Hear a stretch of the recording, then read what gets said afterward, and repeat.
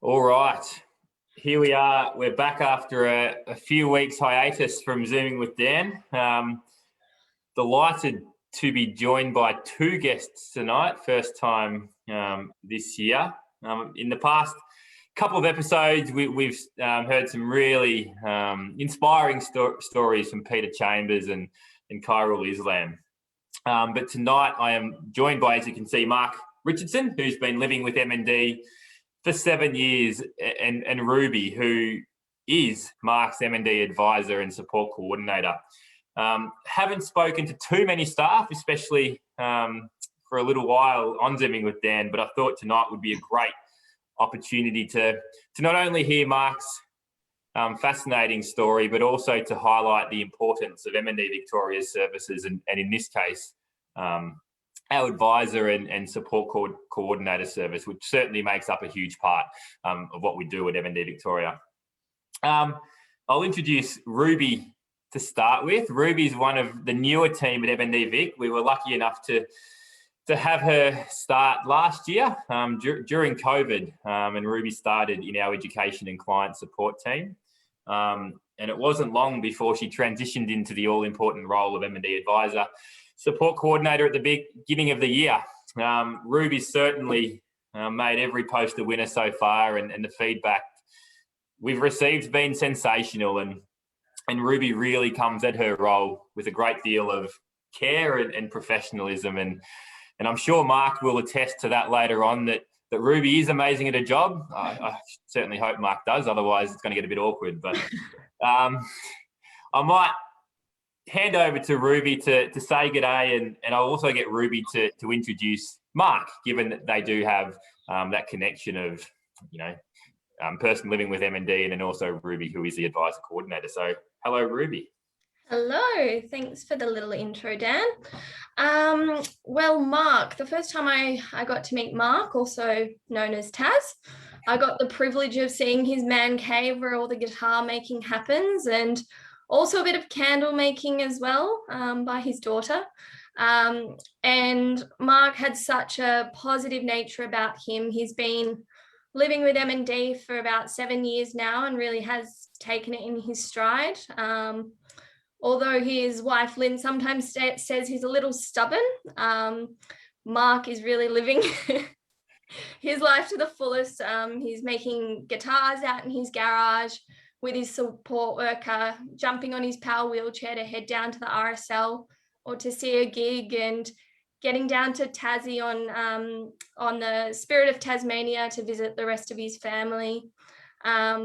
So Mark, I guess, turned to making guitars when he was first diagnosed with MND.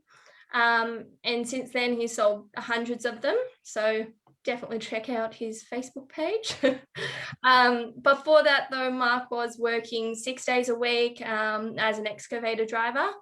And so getting diagnosed with something like MND was obviously a huge shock to the system. And I guess my role in supporting Mark and what he does is helping him navigate the systems, like the NDIS, and helping set supports up for him in the home. Mark has had a few MND advisors and support coordinators over the years. There's about maybe 4 or 5, is that right, Mark? Right, I think.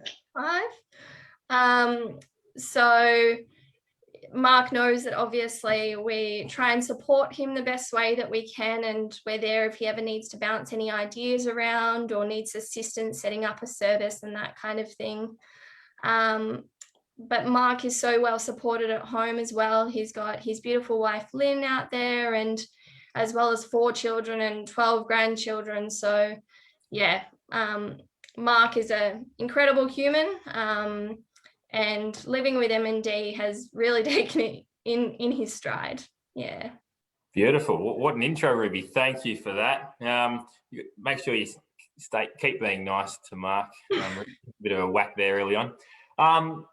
Mark, hello. I thought we might start by taking us back to before MND. I know Ruby's given a very, very brief rundown of your life, but I'm sure you'll have a bit to add about who you are as a person, and family, work life, hobbies, etc. before MND in particular. Yeah, was always a sportsman and worked hard, and then at 57 I got diagnosed with MND, and that sort of put the brakes on a bit. And Ruby's been fantastic, helping me with paperwork and all that other stuff you have to go through, because it's not much fun. Jumping some hoops sometimes, that's for sure. Yeah. Ruby touched on your guitars, but I want to touch on that later on. I want to keep that to sort of the end of the episode, because it's certainly it's fascinating for me, and I'm sure it'll be fascinating for everyone. But talk me through what you did for a job, and a bit about your family. I know your grandkids are sort of everything to you, so it'd be nice to hear a bit about that. As Ruby said, of 4 children.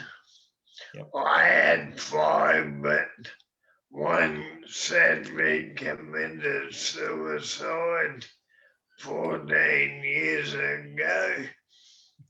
I've got 12 grandchildren. The youngest is 1 next week. And the oldest is nearly 22. So I never had them all together as yet, but I'm working on it. That's the way. You've had a little thing called COVID-19 getting away for a little while, haven't you? Yeah. Let's talk about your MND journey. You know, you've been living with the disease for 7 years, which, as most of us would know, that's well and truly longer than the 27 months average that it gets certainly, floated around everywhere. Take me back to diagnosis. That was a long time ago now, which is, I guess, a good thing. How did that go down with you and the family? Oh, Lynn was in Tasmania when I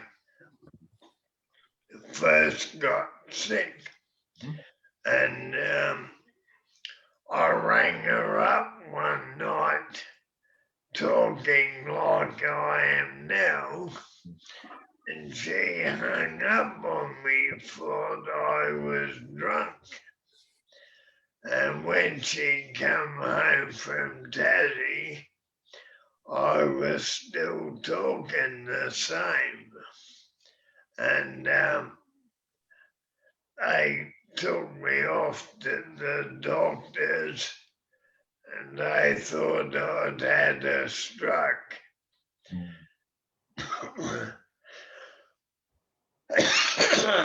Excuse me. And it took 2 years to diagnose, because I wasn't showing all the signs. And after numerous tests and Professor Chan at Monash, he come up with the diagnosis, and I'd never heard of it. And so, as you do, you get home and Google it, and that hit me pretty hard. Yep. Yeah. How about the family? How did the family cope with the news? Yeah, about the same as me. Yep. It hit everyone. Yeah. So given that was 7 years ago, and it did take a couple of years to be diagnosed, which unfortunately we do hear a lot, and that's the nature of MND, that Most people that are diagnosed do go through a lengthy diagnosis. You have a slower progressing form. How have you gone over the years? Obviously that initial time was horrible, but how have you bounced out of that diagnosis time to where you are today? Just with family and friends and the like of Ruby and all the support I get through MND. Yeah. And you just have to stay positive. No good burying your head in the sand. Yeah. Just get on and do what you have to do. Yeah. You mentioned that, your voice was similar to what it is now back when you were diagnosed. How else is MND affecting you currently? My legs are bad. Yeah. I can probably, I have to use a walking frame to walk around the house. But if I need to go shopping, I have to take me powered wheelchair. Yep. Because I can't walk any distance. Yep. And that's a bummer. There you go. And I know your hands and your arms are a very important part of your number one hobby, which I know we've touched on a few times already, the guitar making, but I am making it a conscious effort to hold off on that till later. And I made a joke before we went live today that you must have done your hair for tonight, because I've spoken to you a few times previously and you certainly didn't. Your hair was a bit like your beard, Mark. That's the way. All right. I'll give you a little break there, Mark, and we'll come back to Ruby and we'll delve into MND Victoria's advisor and support coordinator role, because as I mentioned off the top, and a lot of people watching would understand this is one of the major parts of MND Victoria. We have a team of advisors right across Victoria and also a couple down in Tasmania. So I might get you, Ruby, to detail what the role looks like. And as you mentioned at the start, it has changed over the years. And Mark is probably a good case study to talk about that. Yeah, for sure. And I guess how Mark stated, how he felt when he was first diagnosed, it's a very common feeling, and it absolutely, being diagnosed with something like MND really does turn one's life upside down. And there's so many things to navigate, whether that's the NDIS, my aged care, or just understanding what MND is in general. People often feel very overwhelmed and don't really know where to start or go for help. In our role as MND advisors and support coordinators, we're able to assist people to navigate those systems and provide that extra level of support and along that journey. And not only for the person diagnosed with MND, but also their families. So I guess our role is broken up into kind of two categories, I guess. So we've got the MND advisor component, but we also have the support coordinator component. So for Mark, I'm an MND advisor and support coordinator, as he falls under the 65-year-old category, which means that he's eligible for the NDIS. Anybody over the age of 65, we're MND advisors. So there is quite a big distinction, I guess, with government assistance in terms of supporting someone with MND. And us, so as Dan said, there's, I think, 14 potentially, not exactly sure about the exact number of MND advisors and support coordinators across Victoria and Tasmania. Also a little bit across the border of New South Wales as well, some of those towns over there. So my current area is southeast suburbs of Melbourne. So looking at Cardinia, Casey, Monash, Kingston. I've even got a couple of clients in the Yarra Ranges. And I support about 39 clients in that catchment. And we're making sure that we're touching base on a really regular basis to check in and see how things are going, if they need any other support set up, and helping them understand what kind of services are available. And I guess because we work in those catchments as well, it means that we can really understand that local government area and have connections with the services in that area specifically.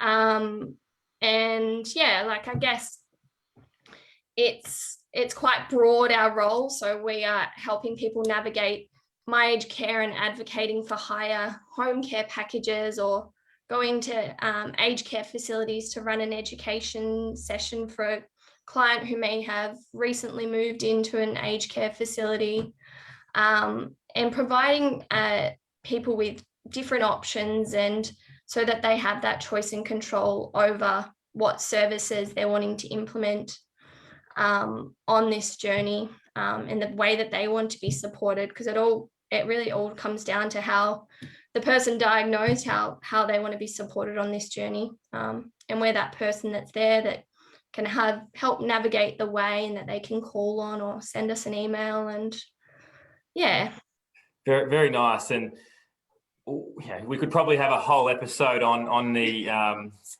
how unfair the discrepancy is between those over 65 and under, and those over and under 65.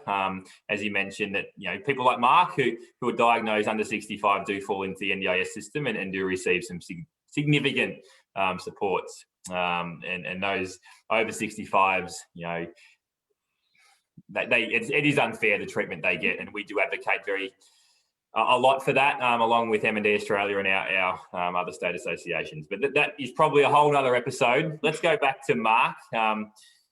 Mark, you've, as we've touched on a number of times, you've had MND for 7 years. You were actually diagnosed before the NDIS was a thing, so you probably understand a little bit about the differences. And over those 7 years, you've had 5 MND advisors who have rotated through your local area. So how about you give us from your perspective, what the advisor and support coordinator role means to you and many others like you? Oh, the advisors and coordinators I've had have all been fantastic. They helped me when the NDIS first came out, and we had to sit in the NDIS and explain to them what motor neurone was, because they didn't know, as not many people did. And all the people I've had have been fantastic with their support, and even down to Ruby filling out paperwork for me. Because I'm not good at paperwork. And for those that do understand the NDIS system, yes, the supports can be really, really good. But as you say, Mark, there is a lot of paperwork. There's a lot of hoops to jump through to get what you need. And MND is a unique disease within the NDIS, because what you need today isn't what you'll need in 3, 6, 12 months time. So that's where Ruby and her colleagues come into it. They plan for the future, which is so important. Oh, exactly. I couldn't agree more. I've got some things here that I can't use anymore. But on the other hand, I've got things here for when I get worse. And it was just this last week that Mark and I were, planning for his plan review for the NDIS, and kind of having those chats about making sure that we've got enough funding there for those changing needs, and yeah, I guess really thinking about the future in that regard as well. Yeah, that's critical. You know, there's 470 or so people living with MND at the moment in Victoria, and every single one of those need the best possible support team behind them, and that's what we like to think we do at MND Vic with Ruby and all her colleagues, and our equipment team and our education team, and everyone else within the overall team there. Let's talk about your number one hobby, Mark. I know this is a massive passion for you, and let's reach. You make guitars. I'm not going to begin to describe how you do it, what they are. So I'm going to hand back to you, Mark, to talk about these very special guitars. Well, I make cigar box guitars. 6-string, 3-string, and 4-string. I buy the box, but I make all the neck and fretboard and wire all the pickups up, and I started building them when I first got sick. That's a Ned Kelly one. Yeah. I started building them when I first got diagnosed, because I used to play and sing, and I lost coordination in my arms, and I can't sing with this voice. Still be better than me, I'm sure. So a mate of mine, Bo Jenkins, had a cigar box guitar, and I thought I could make them. I made this one. That's the first one I ever made. Yeah. I gave it to him, and people saw it, and it steamrolled from there. I've made and sold over 100. I've donated one to Neil Danaher's team last week, actually, and I've donated one to an MND fundraiser. Yeah. It keeps me off the street. You'd be dangerous, mate. I do have one question. Look, I am not a muso in the slightest. I don't know how to make things. I am as far away from this world as possible, Mark. Help me understand the cigar box. Why cigar boxes, and how do they sound? I'm sure they sound really good if you've sold that many. Well, they sound great. Yeah, Ruby's heard them. Mark got his support worker to play me a song when I came out last, and it was fab. Love it.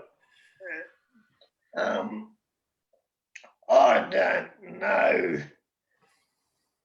who invented the cigar box, but there's groups all around the world now that Facebook groups, that all they do is cigar box guitars, and they sound awesome. Yeah, that is awesome. What is the Facebook page, Mark? If anyone is interested in following along, I know you do have a pretty dedicated Facebook page where you show off these guitars. Oh, you're wearing the T-shirt. I didn't even notice. CBGs by Taz. Cigar That's box right, guitars. but Put that one out. You're going to get heaps of followers now, Mark. No, it's really cool. You know, when I first heard about what you did a few months ago, I was pretty blown away. That's a pretty significant talent. And just the fact you've been doing that since you were first diagnosed. I know we caught up earlier or late last week, and you said you'd just been to Bunnings to buy some more materials to make some more. So that's super, super cool. when I had to go out this morning buy more timber. lot of orders on to do, is there? Yeah. Hobbies are obviously very important for anyone, let alone someone that's living with a disease that's a progressive disease. We do continuously lose the ability to do everyday tasks. How important has this significant hobby been for you? You know, you've obviously done a lot of things for yourself. I'm not the sort of person that can sit still for too long, so this has helped me tremendously. I'd go mad if I didn't do that. Yeah. You just have to get on with life and do what you can, yeah. Even if it's a bloody garden. I've still got a garden out the back. So I never was a gardener. Yeah. I grow tomatoes, lettuce, and I've got pumpkins in now. So keep busy. Yeah, that's fantastic. And Ruby would attest that the amount of stories we hear from people like you, Mark, that are living with MND, just their positive attitude is phenomenal. And, you know, you're living with this terminal disease and you know, you'd think you could just crawl up in a ball, but no one ever does. And Mark, your story is just, you know, one of many, and it's certainly unique. You know, I've certainly never met anyone that makes cigar box guitars, and I don't think I ever will. And I thought you've probably just touched on how I wanted to finish, but I'll get you to finish, Mark, by, I guess, offering some advice to anyone else living with MND. You know, you've had it for 7 years. Some people have it for a shorter time frame, some have it for a longer time frame. But what would be one, I guess, nugget of wisdom you'd like to pass on to those going through something similar to yourself? Just don't give up, and as Neil Danner said, play on. No, I think Neil has summed it up well with that one-liner, and I think we can all appreciate and acknowledge the great work that Vitamin D and Neil as an individual has done over the last 7 years. But as we say at MND Victoria, you know, until there's a cure, there's care, and we've been around for 40 years and we'll continue providing the critical support services that we do for every Victorian, just like you, Mark. So, and you do a great job. And I didn't even pay to say that. So, look, it's been wonderful again. Thank you, Mark, for sharing your story, and for anyone that does want to jump on onto your guitar Facebook page, CGS. No, CBG. See, I've got nowhere near that. CBGs by Taz on Facebook, and check out his wonderful work. Ruby, thank you for joining us tonight and passing on your knowledge and expertise in the MND Advisor and Support Coordinator space. So on that note, good night to you both, and we'll chat soon. All right, thanks, Dan. Good night. Bye, Ruby. Thanks, Mark.